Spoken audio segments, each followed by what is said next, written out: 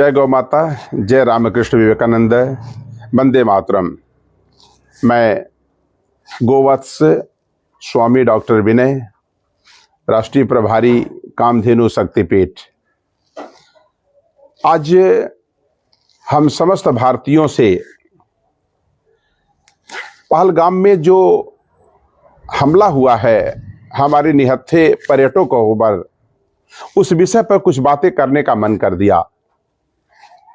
सज्जनों, अगर इस घटना की आप गहराई में जाएं तो आप पाएंगे कि यह घटना कोई एक बैग नहीं हुई, यह एकदम प्रायोजित था।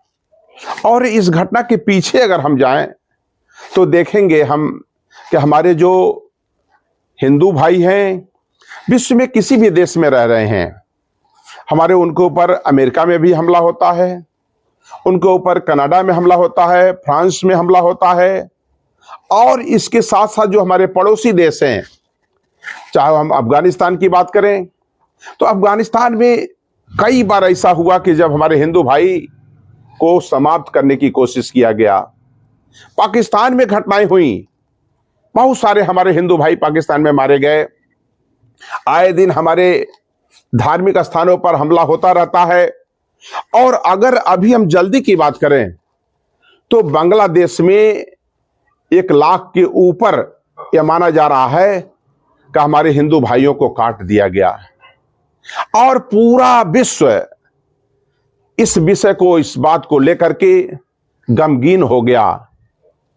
उसके अंदर एक क्रोध की भावना, और कहा जा सकता है कि भारत के प्रति सिंपैथी हुई। लेकिन दुर्भाग्य था कि भारत का एक्शन न अफगानिस्तान के खिलाफ हुआ, न कायदे से पाकिस्तान के खिलाफ हुआ, और न अफगानिस्तान के खिलाफ हुआ। और इससे हमारे इन विधर्मियों का, जो ये आतंकवादी जिनको आप कह सकते हैं, इनका मन बढ़ता चला गया। और जम्मू कश्मीर का जो आज पहलगाम में यहां पर जो घटना हुई, ये घटना कहीं ना कहीं उसी का एक कॉम्प्लीमेंट्री था, पूरक था। सज्जनों, मैं भारतवासियों से कहना चाहता हूं कि शांति तभी होगी जब आपके अंदर शक्ति होगा।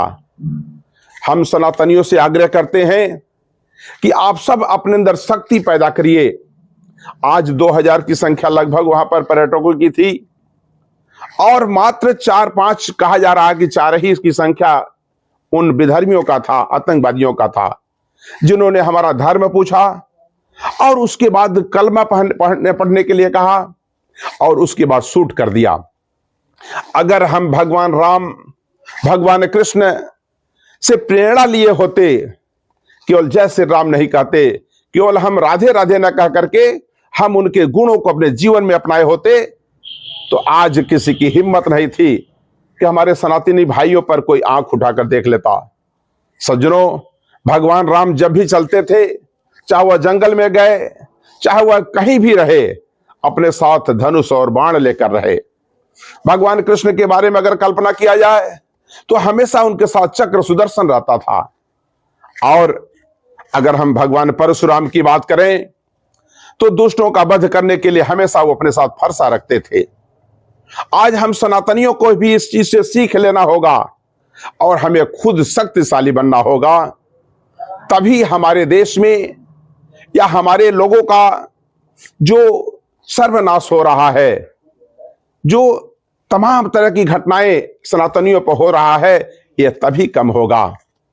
द्वापर में आप देख चुके हैं कि जब तक द्रौपदी को विश्वास था कि हमारी रक्षा भीष्म पितामह करेंगे, राष्ट्राध्यक्ष मेरी रक्षा करेगा, हमारा रक्षा गुरु द्रोणाचार्य करेंगे, हमारी रक्षा कर्ण करेगा, तब तक भगवान कृष्ण नहीं आए। लेकिन जब द्रौपदी को पता चल गया कि जो हमारी रक्षा के लिए यहां बैठे हैं, यह सही में कोई मेरी रक्षा करने वाला नहीं है, तब उन्होंने भगवान को याद किया और कहा, इज्जत राखो मेरी मुरली वाले, तेरे बिना और कोई नहीं है। जैसे ही द्रौपदी ने यह बात कहा, भगवान कृष्ण दौड़े दौड़े चले आए और द्रौपदी की रक्षा कर दिए। इसलिए हे भारतवासियों, आज भी अगर आपके देश में सनातनियों की रक्षा होना है तो किसी गाय वाले के द्वारा होना है। किसी अन्य पर विश्वास मत करिएगा, आपकी रक्षा कोई करने के लिए नहीं आने वाला है। आपको गाय के वाले के साथ चलना पड़ेगा, गाय को अपने जीवन में लाना होगा, गौ माता का आशीर्वाद लेना होगा, तब आपके अंदर भगवान राम और भगवान कृष्ण की तरह आत्मबल पैदा होगा। और तब पाकिस्तान जैसा एक पिल्ला भर का देश क्या मायने रखता है, बड़े बड़े देश आपके घुटना टेकेंगे आपके यहां आकर के।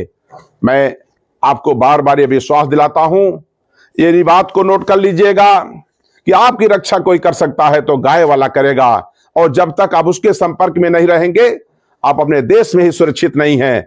आज जम्मू में, आज कश्मीर में वहां पर एक घटना हो रही है, आप देख रहे हैं कि धारा 370 समाप्त हुई और उस समय कहा गया कि पूरे देश से, अब हर प्रदेश से लोग वहां पर जाकर जमीन लेंगे, वहां पर रहना शुरू करेंगे और अब वहां पर एक समानता का वातावरण पैदा होगा। यह कहां संभव हुआ? इसलिए हे मेरे सज्जनों, मैं इन सारे बातों में नहीं जाना चाहता, लेकिन एक बार बात बार बार कहना चाहता हूं कि भगवान कृष्ण इसीलिए जब 6 वर्ष के थे तभी से गाय के पीछे पीछे चलना शुरू किए, क्योंकि वो जानते थे कि अगर गाय की सेवा हम नहीं करेंगे, गाय से ऊर्जा नहीं लेंगे तो हम कंस का वध नहीं कर पाएंगे।